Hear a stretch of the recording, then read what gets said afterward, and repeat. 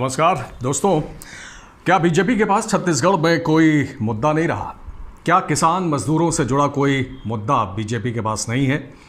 क्या आदिवासी दलित पिछड़ों से जुड़ा कोई मुद्दा नहीं है?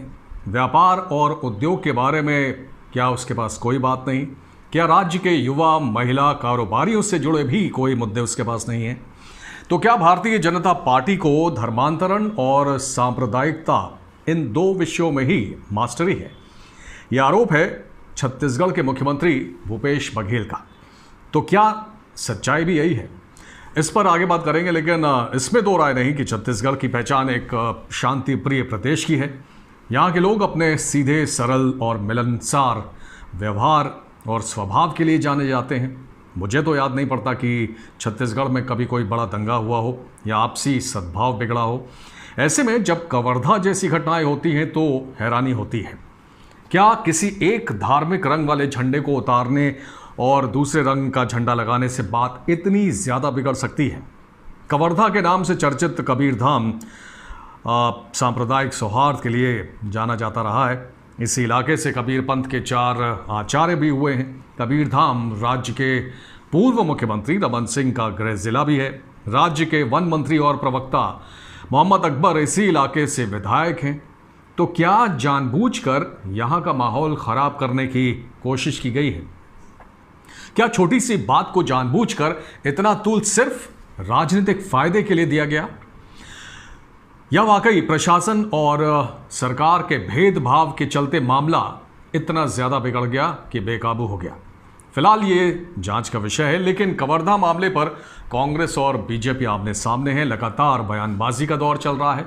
बीजेपी नेता रमन सिंह ने बघेल सरकार पर तुष्टीकरण का आरोप लगाया तो भूपेश बघेल ने कहा कि अपने राजनीतिक पुनर्वास के लिए रमन सिंह कवर्धा के मामले को बेवजह तूल दे रहे हैं। कांग्रेस आरोप लगा रही है कि बीजेपी एक बार फिर धर्म के नाम पर लड़वाकर राजनीतिक रोटी सेकने की कोशिश कर रही है। रमन सिंह ने आरोप लगाया है कि भूपेश सरकार बाहर से लोगों को बुलाकर बसा रही है। अल्पसंख्यकों के मंत्री मोहम्मद अकबर का संरक्षण मिला है, जिसके चलते कवर्धा में ऐसे हालात बने। बहुत बड़ा आरोप मोहम्मद अकबर के ऊपर रमन सिंह ने लगाया है। रमन सिंह ने यह भी कहा है कि ऐसे हालात फिर ना बने, इसके लिए भाजपा गांव-गांव जाएगी और राज्यव्यापी मुहिम चलाएगी। रमन सिंह कवर्धा हिंसा मामले में गिरफ्तार आरोपियों से मिलने दुर्ग सेंट्रल जेल भी गए।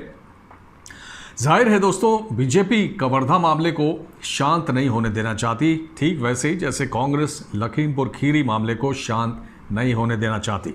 इसे एक बड़े मुद्दे के रूप में भुनाना चाहती है। हिंदुओं के ध्रुवीकरण की कोशिश कर रही है। इससे पहले धर्मांतरण का मुद्दा भी बीजेपी जोर शोर से उठाती रही है, अभी भी उठा रही है। तो क्या बीजेपी के पास भूपेश बघेल सरकार को घेरने के लिए कोई और मुद्दा नहीं है? तो क्या आने वाले समय में बीजेपी अल्पसंख्यकों के तुष्टीकरण, धर्मांतरण, सांप्रदायिकता जैसे मुद्दों पर ही वोट मांगने जाएगी? हालांकि बीजेपी की छत्तीसगढ़ प्रभारी महासचिव डी पुरंदेश्वरी ने कहा है कि बीजेपी विकास पर वोट मांगेगी। तो क्या बघेल सरकार ने विकास नहीं किया? करीब 3 साल का वक्त होने को आया है और अभी चुनाव में 2.5 साल के आसपास का वक्त है। लेकिन बीजेपी जिस तरह छत्तीसगढ़ पर ध्यान दे रही है, उससे साफ है कि बीजेपी को वो टीस अभी भी है जो 2018 में चुनाव हारने पर उसे मिली थी। लगातार केंद्रीय मंत्रियों का दौरा छत्तीसगढ़ में हो रहा है। पिछले दिनों वित्त मंत्री निर्मला सीतारमण छत्तीसगढ़ गई। अभी प्रहलाद जोशी छत्तीसगढ़ पहुंचे। आने वाले समय में भी आप तमाम केंद्रीय मंत्रियों को छत्तीसगढ़ आते देखेंगे।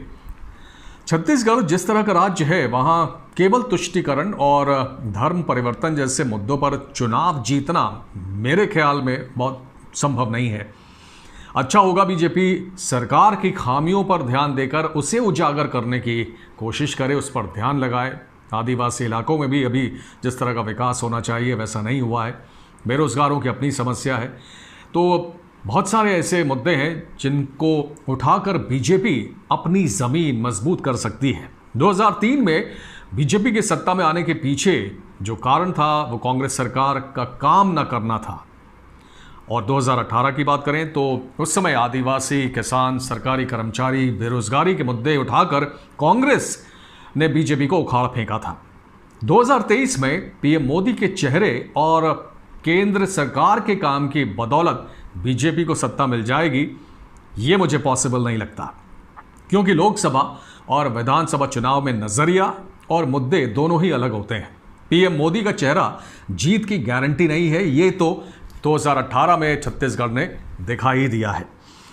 अब समय और तस्वीर बदल चुकी है, इसलिए बीजेपी को अपनी रणनीति में बदलाव करना चाहिए, क्योंकि तुष्टीकरण और धर्मांतरण जैसे मुद्दों पर सत्ता में आना संभव नहीं होगा।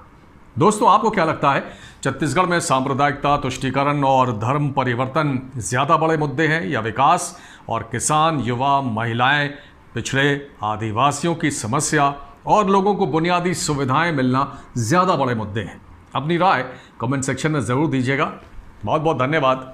जय हिंद।